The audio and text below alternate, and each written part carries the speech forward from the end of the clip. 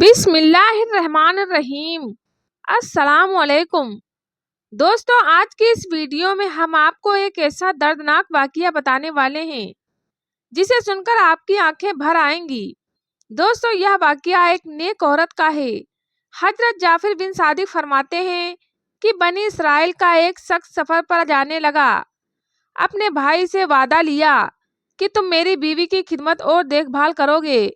اس نے بھی اقرار کر لیا اور یقین کراتے ہوئے کہا، بھائی جان، آپ بے فکر ہو کر سفر پر جائیے، آپ کو کسی قسم کی کوئی شکایت نہ ملے گی، میں ہر طرح سے آپ کی جوجا کا خیال رکھوں گا۔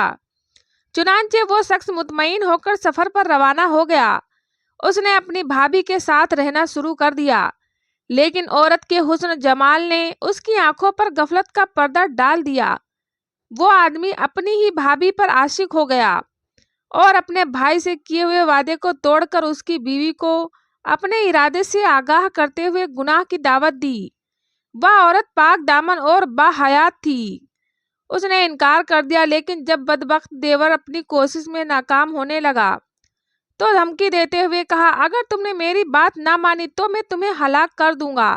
عورت نے کہا، اللہ کی قسم، میں تمہارے گناہ پر دعوت کبھی قبول نہ کروں گی، تم جو میرے ساتھ کر لو۔ پاک باز عورت کے ایمان افروز اور جرأت مند دانہ انداز کو دیکھ کر وہ شخص خاموش ہو گیا۔ لیکن جب اس کا بھائی سفر سے واپس آیا، میرے بھائی، جانتے ہو تمہاری بیوی نے تمہارے جانے کے بعد کیا کیا ہے؟ سنو، وہ مجھے بدکاری کی دعوت دیا کرتی تھی۔ توبہ توبہ، وہ تو بڑی بدچلن ہے، اس نے تمہارے جانے کے بعد نہ جانے کیا کیا ہے۔ بھائی کی یہ باتیں سن کر اسے بہت غصہ آیا۔ اس نے کہا، جانتے ہو تم یہ کیا کہہ رہے ہو؟ کہا، بھائی جان، اللہ کی قسم، میں بالکل سچ کہہ رہا ہوں، میں نے حقیقت تو واضح کر دی ہے، اب تمہاری مرضی۔ بھائی کی یہ باتیں سن کر اس کے دل میں یہ بات چبھ گئی کہ واقعی میری بیوی نے خیانت کی ہے۔ غم اور غصے کی وجہ سے اس نے اپنی بیوی کے ساتھ بات چیت کرنا بالکل بند کر دیا۔ آخرکار ایک رات موقع پا کر اپنی پاک باز بیوی کو تلوار سے لگاتار وار کر کے شدید زخمی کر دیا، اور جب یقین ہو گیا کہ یہ عورت مر چکی ہے تو وہاں سے بھاگ گیا۔ اللہ کی قدرت کے شدید زخمی ہو جانے کے باوجود نیک خاتون ابھی بھی زندہ تھیں۔ وہ گرتی پڑتی اللہ کی عبادت خانے کے قریب پہنچی۔ اس کی درد بھری آہٹ سن کر ایک راہب نے اپنے غلام کو بلوایا۔ دونوں اسے اٹھا کر عبادت خانے میں لے آئے۔ نیک نیت راہب بڑی توجہ سے اس کا علاج کرتا رہا، جس کی وجہ سے وہ عورت بہت جلدی صحت یاب ہو گئی۔ راہب کی زوجہ فوت ہو چکی تھی، اس کا ایک چھوٹا سا بچہ تھا۔ راہب نے عورت سے کہا، اگر تم ٹھیک ہو گئی ہو اور جانا چاہو تو خوشی سے چلی جاؤ، اور اگر یہاں رہنا چاہو تو تمہاری اپنی مرضی ہے۔ عورت نے کہا، میں یہیں رہ کر آپ کی خدمت میں زندگی گزارنا چاہتی ہوں۔ راہب نے اپنا بچہ اس کے حوالے کر دیا۔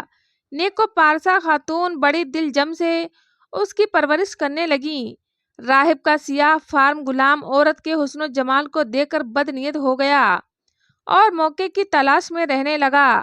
ایک دن اس نے اپنی نیت بد کا اظہار کرتے ہوئے اس پاک باز باحیات عورت کو بدکا کی طرف بلایا اور کہا، با خدا، یا تو تم میری بات مان لے اور میری خواہش پوری کر دے، ورنہ میں تجھے ہلاک کر دوں گا۔ اللہ سے ڈرنے والی عورت نے کہا، میں ہرگز تیری بات نہیں مانوں گی، تجھے جو کرنا ہے میرے ساتھ کر لے، چاہے مجھے قتل کرنا ہے بے شک مجھے قتل کر ڈال۔ وہ بدکار غلام اپنی ناکامی پر ماتم کرتا ہوا دل میں بغض لیے وہاں سے چلا گیا۔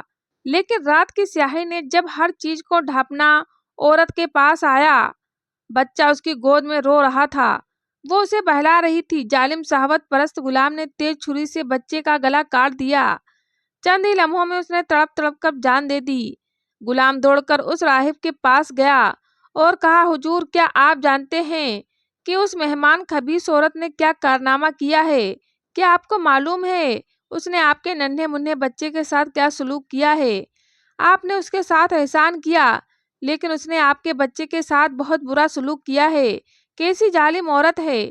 راہب غلام کی باتیں سن کر غصہ ہوا اور پریشان ہو کر بولا، تیرا ناس ہو، تو مجھے بتا تو صحیح، اس نے میرے بچے کے ساتھ کیا کر دیا ہے؟ کہا، حضور، اس نے آپ کے لاڈلے بچے کو ذبح کر ڈالا ہے۔ اگر یقین نہیں آتا تو چل کر خود اپنی آنکھوں سے دیکھ لیجئے۔ جب راہب دوڑتا ہوا وہاں پہنچا تو دیکھا کہ واقعی بچے کا گلا کٹا ہوا ہے اور اس کا جسم خون میں لت پت ہے۔ راہب نے عورت سے پوچھا، میرے بچے کو کیا ہوا ہے؟ عورت نے کہا، میں نے اس کے ساتھ کچھ نہیں کیا ہے، بلکہ آپ کے غلام نے مجھے گناہ کی دعوت دی، اور جب میں نے انکار کی تو اس شخص نے بچے کو ہی قتل کر دیا۔ میں اس معاملے میں بالکل بے قصور ہوں۔ راہب نے کہا، اے اللہ کی بندی، تو نے اپنے معاملے میں مجھے شک میں ڈال دیا ہے۔ اب میں نہیں چاہتا کہ تو میرے ساتھ رہے۔ یہ 50 دینار لے اور جہاں تیرا جی چاہے چلی جا۔ یا دینار تیری ضروریات میں کام آئیں گی۔ عورت نے 50 دینار لیے اور اللہ کی رحمت سے امید لگاتے ہوئے ایک نامعلوم منزل کی طرف چل دی۔ ایک بستی کے قریب گزری تو دیکھا کہ مجمع لگا ہوا ہے اور ایک شخص کو پھانسی دی جا رہی ہے۔ بستی کا سردار بھی وہیں موجود تھا۔ عورت سردار کے پاس گئی اور کہا، کیا ایسا ہو سکتا ہے کہ تم مجھ سے 50 دینار لے لو اور اس شخص کو آزاد کر دو؟ سرکار نے کہا، لاؤ رقم میرے حوالے کر دو۔ عورت نے 50 دینار دیے تو سرکار نے قیدی کو رہا کر دیا۔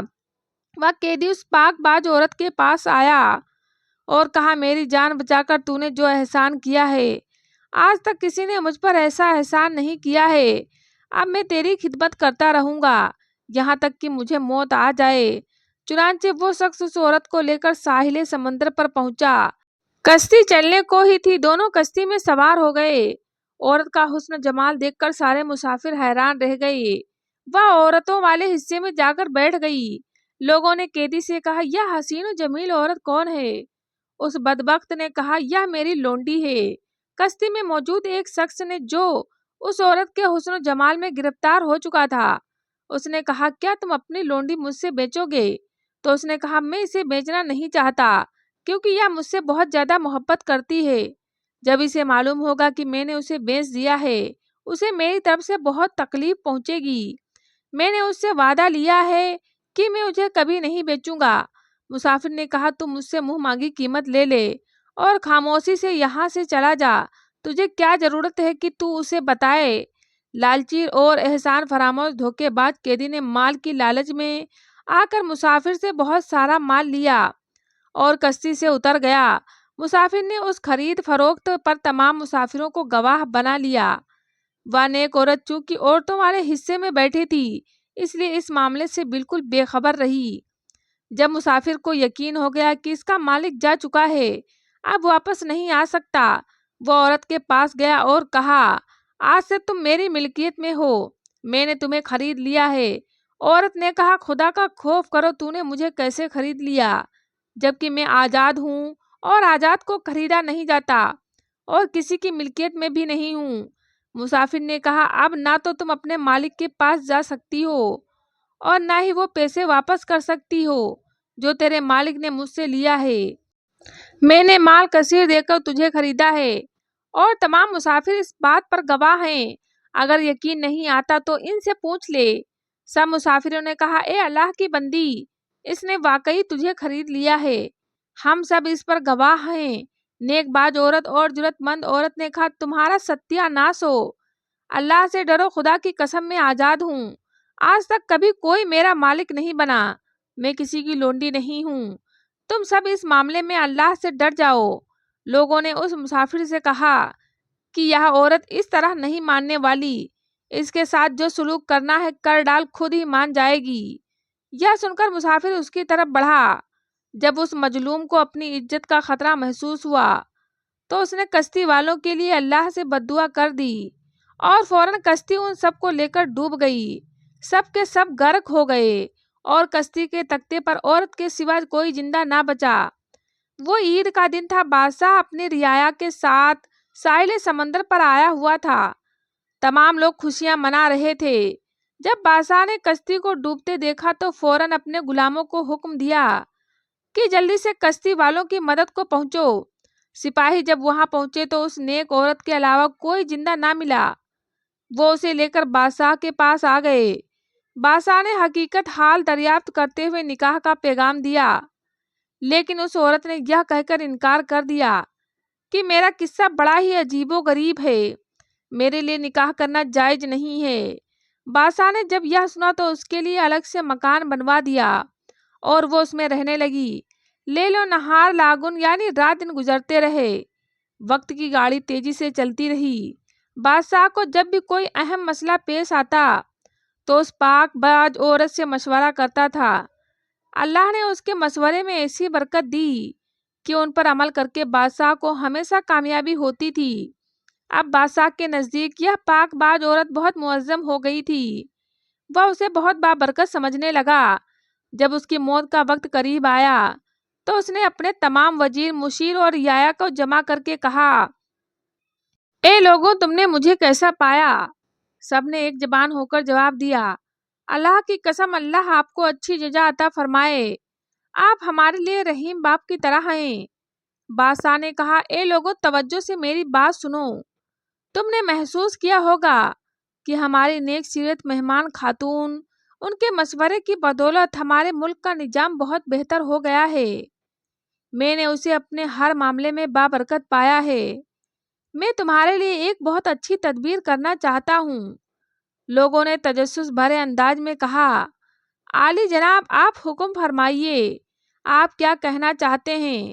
تو اس بادشاہ نے کہا، میں کہنا چاہتا ہوں کہ اپنے بعد اس نیک سیرت خاتون کو تم پر ملکہ مقرر کر دوں۔ اس رحیم بادشاہ کے حکم پر لبیک کہتے ہوئے سب نے یہ کہا، عالی جناب، جیسا آپ چاہتے ہیں انشاءاللہ ویسا ہی ہوگا۔ چنانچہ بادشاہ نے اس باحیات عورت کو پورے ملک کی سلطنت عطا کر دی اور اس کی وفات ہو گئی، اور ادھر اس عورت نے ملکہ بنتے ہی یہ اعلان کر دیا کہ پورے ملک کے لوگ بیعت کے لیے جمع ہو جائیں۔ حکم صاحب ملتے ہی ملک کے گوشے گوشے سے لوگ نئے بادشاہ کی بیعت کے لیے جمع ہو گئے۔ بیعت کا سلسلہ شروع ہو گیا۔ جب اس کا شوہر اور دیور آئے تو حکم دیا، ان دونوں کو الگ الگ کھڑا کر دو۔ پھر وہ شخص آیا جسے پھانسی دی جا رہی تھی۔ ملکہ نے حکم دیا، اسے بھی دونوں کے ساتھ کھڑا کر دو۔ پھر نیک سیرت راہبہ اور اس کا بدکار غلام آیا، انہیں بھی لوگوں سے علیحدہ کر دیا۔ جب تمام لوگ بیعت کر چکے تو ملکہ ان پانچوں کو اپنے پاس بلوایا اور اپنے شوہر سے کہا، کیا تم مجھے پہچانتے ہو؟ لیکن وہ شوہر اس عورت کو پہچان نہیں سکا کہ وہ اس کی بیوی ہے۔ اس نے کہا، اللہ کی قسم، آپ ہماری ملکہ ہیں۔ لیکن عورت نے جواب دیا، میں تمہاری بیوی ہوں، بیوی تھی اور آج بھی بیوی ہوں۔ سنو، تمہارے بد کردار بھائی نے میرے ساتھ کیا برا سلوک کیا تھا۔ یہ کہہ کر سارا واقعہ اسے بتایا اور کہا، اللہ خوب جانتا ہے کہ تم سے جدا ہونے سے لے کر آج تک مجھے کسی مرد نے چھوا تک نہیں، آج بھی پاک دامن اور محفوظ ہوں۔ پھر اس نے اپنے دیور کو بلا کر پھانسی کا حکم دے دیا۔ پھر راہب سے کہا، اگر آپ کی کوئی حاجت ہو تو بتائیے، میں وہی عورت ہوں جو آپ کے پاس زخمی حالت میں آئی تھی۔ آپ کے بیٹوں کو آپ کے اس ظالم غلام نے ذبح کیا تھا۔ پھر غلام کو بلوا کر اسے بھی قتل کروا دیا گیا۔ اب اس آدمی کی باری تھی جسے پھانسی دی جا رہی تھی اور جس نے اس کو بیچا تھا۔ جب وہ آیا تو اسے بھی قتل کر دیا گیا اور اس کی لاش چوراہے پر لٹکا دی گئی، اور یوں وہ اپنے انجام بد کو پہنچ گیا۔